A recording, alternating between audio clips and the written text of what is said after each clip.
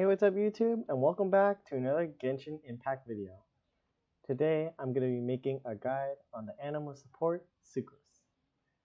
Sucrose's main talent is that she heavily relies on the Elemental Mastery substat. She grants your entire team a percentage amount of your Elemental Mastery, and is extremely useful in reaction-based team comps. First, I'm going to showcase my Sucrose that I'll be using for today's guide. My Sucrose is 79 out of 80 and has 886 elemental mastery. She has a crit rate of 22% and a crit damage of 96%, while her energy recharge is at 124% and she has an animal damage bonus of 33%. I'm running her on the sacrificial fragments, 70 out of 80, 4-piece viridescent set, C6, and her talents are 2, 10, 10. First, let's look at Sucrose's talents so we know how to build her. Her normal attacks, she performs a 4-hit strike and consumes a certain amount of stamina, doing AoE animal damage. Scalings are pretty low, so I wouldn't recommend you upgrading her normal attacks at all. Her E skill will create a small wind spirit that pulls opponents and objects towards the middle, and launches opponents within its AoE and deals animal damage. It has a 15-second cooldown and a pretty nice scaling. And for her ultimate, Sucrose hurls an unstable concoction that deals large wind spirit while it persists. A large wind spirit will continue to pull in surrounding opponents and objects, launching nearby opponents and dealing animal damage. What this basically does is it pulls all the enemies closer and closer towards the center until they're all grouped up. Larger enemies will not be effective, and middle class enemies will be pulled in, but not as much as the smaller enemies. It has an effect, elemental absorption. If the wind spirit comes into contact with any of the elements' energy, it will deal an additional elemental damage of that type. Elemental absorption may only occur once per use. Now let's get into her passive talents. When Sucrose triggers a swirl reaction, all characters in the party with the matching element, excluding Sucrose, have their elemental mastery increase by 50 for 8 seconds. Her second talent, when either her E skill or her ult hits an opponent, increases all party's members, excluding Sucrose, elemental mastery by an amount equal to 80% of Sucrose's elemental mastery for 8%. Basically, these two talents are why most people like to use Sucrose. She grants your entire team a lot of elemental mastery, and it's great if you're making reactions. And her last talent, when Sucrose crafts character and weapon enhancement materials, she has a 10% to obtain Delta product. So basically, in my opinion, you don't actually need to upgrade any of Sucrose's talents that much, but I would mainly focus into her ultimate and her E. Now let's get into the best weapon choices for Sucrose. In my opinion, I extremely like the Sacrificial Fragments because of its passive. It has an Elemental Mastery substat, and after damaging an opponent with an elemental skill, it has a percentage chance to end its own cooldown and can only be occurred once every 26 seconds. I really like this skill because it gives me extra charges on Sucrose's E ability. It's just easier to group up enemies and kill them. Honestly, any weapon with an Elemental Mastery substat would work. The Map of Mare would also work because it has the Elemental Mastery substat. Triggering an Elemental Reaction grants 8% elemental damage bonus for 10 seconds, max 2 stacks. So the Map of Mare would also be a good pick. Other 3-star weapons would be fine as well. The Emerald Orb has an Elemental Mastery substat, so it does pretty okay. And the Magic Guide also has an Elemental Mastery substat, so it's a good choice as well. You could also run a Thrilling Tales of Dragon Slayers. Even though it has an HP substat, the passive is extremely good for any character taking the field. So when switching characters, the new character taking the field has their attack increased by 48% for 10 seconds. Of course, this is at R5, it's going to be something else at R1. At R1, it's going to be for 24 seconds. But these are 3-star weapons, and if you pull a lot in Genshin, you'll eventually get 5 stars. Now let's get into Sucrose's artifacts. When talking about Sucrose's artifacts, there's usually only one set that I would recommend building, the Viridescent Venor set. I recommend this set for any Anemo character that you can build because its passive is just so broken. Its 2-piece gives Anemo damage bonus, yes that's great and all, but its 4-piece increases your swirl damage by 60% and decreases the elemental resistances to the element infused with the swirl by 40%. This makes your support Sucrose shred so much elemental resistances that your DPS taking the field will increase their damage a whole lot. You could also run a Noblesse Oblige set or an emblem for Elemental Mastery or Elemental Recharge, but I just see the Viridescent set as extremely good and probably the only set you should really build. As for substats, you want to build Elemental Mastery. Basically, that's the only thing she scales off of. Next in priority, you could basically go for any of the normal substats that you want in any characters, like crit damage and crit rate, maybe some attack percent, but really hammer down on that elemental mastery. And then last priority is just all the useless things. Flat attack, flat HP, it doesn't really matter. On your sands, you really want to build elemental mastery, same for your goblet and your circlet. Just stack as much elemental mastery as you can so you can activate your Sucrose's passive to give as much elemental mastery to your team as possible. Now let's get on to Sucrose's Constellations.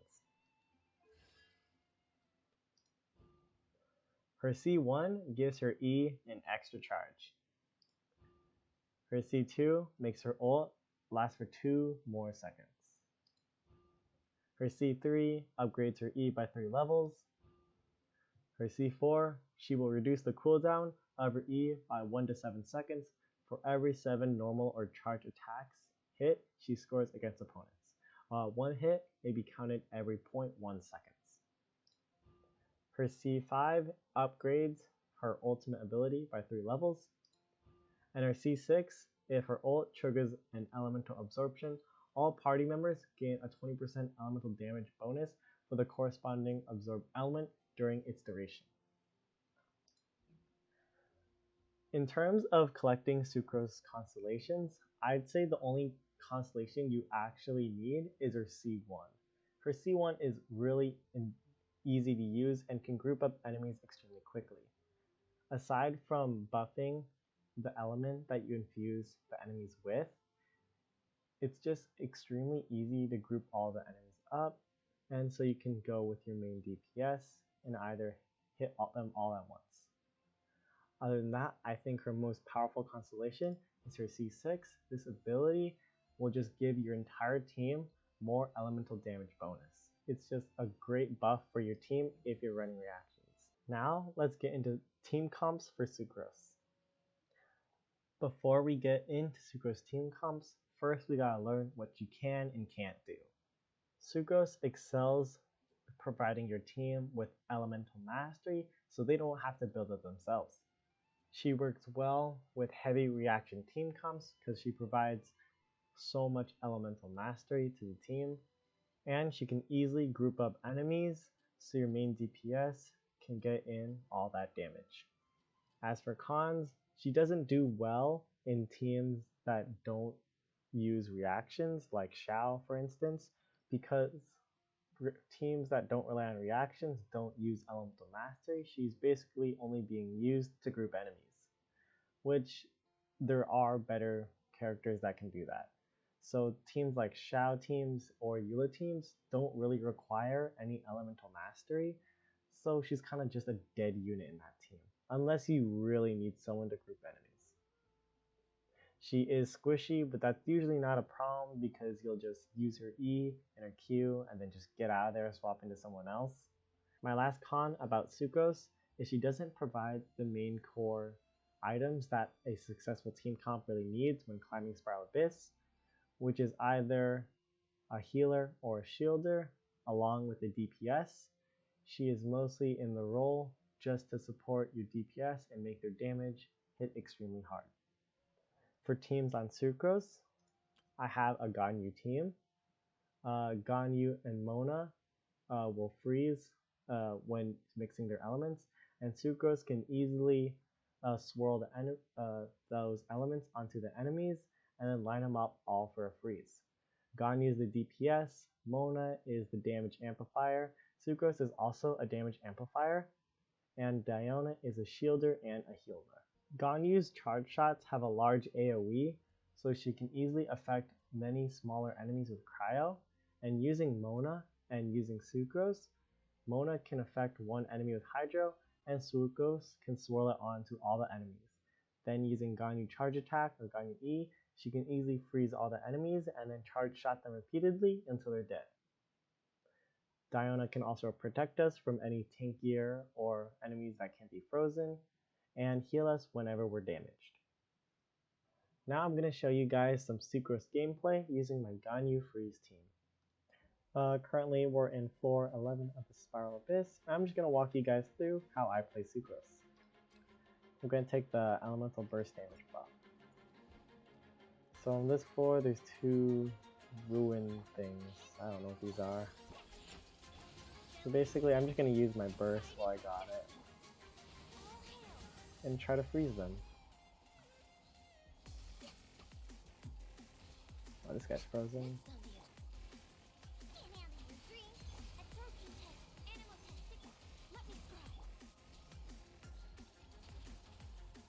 And then we can just about kill them all because they're frozen. Now they're aggroed onto us, and they're backing away. So I'm just going to freeze this guy again, and then use Sucrose. So basically when they're frozen, they can't really hit Nexus, so we're all good. And then we can just hit him. Oh, he's going somewhere. Okay, it's going over here. You can use Burst. You can use Mona Burst. You can get a quick shield with Diona.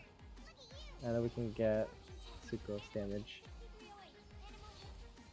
And then it's really easy because they're all just frozen here. So he's basically dead. Okay, next floor. Okay, with this chamber, I mean, you don't need max HP. This can be good if you're stuck on the chamber, but I think I'll just go for the attack. Okay. So there's just 3 enemies, and they're really close to each other, so we can easily swirl them together. And then these guys should die pretty fast.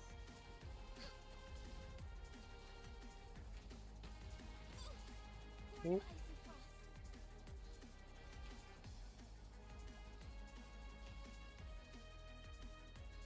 If I can aim, okay. And then they should, spawn on that side. I'm gonna get a shield. Swirl them with Sucrose to reduce their elemental mastery to cryo. And then get in Mona. And then you can charge shot them with Ganyu.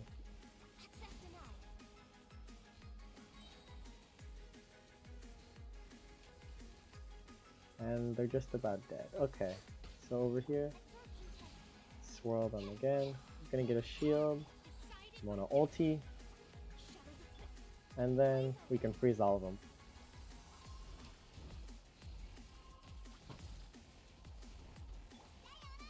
This is just a lot of carnage, but it's really effective. Oh, I'm getting hit.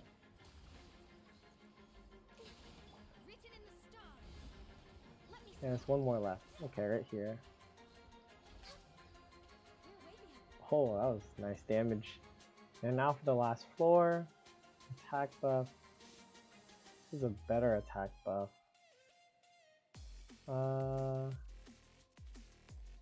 gonna keep this because I don't think my HP is gonna drop below 50 for a bit. Oh yeah, with these characters. Oh, they actually might. I'm just gonna try to freeze them.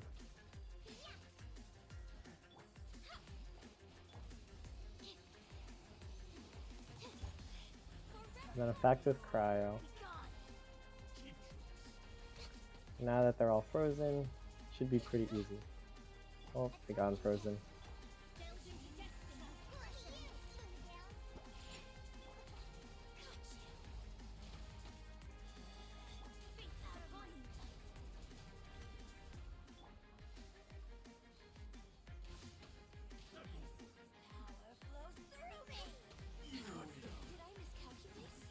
Oh, got kind of low.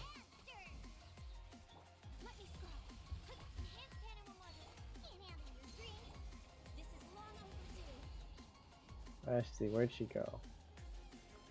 She still got caught. I just want to keep her frozen.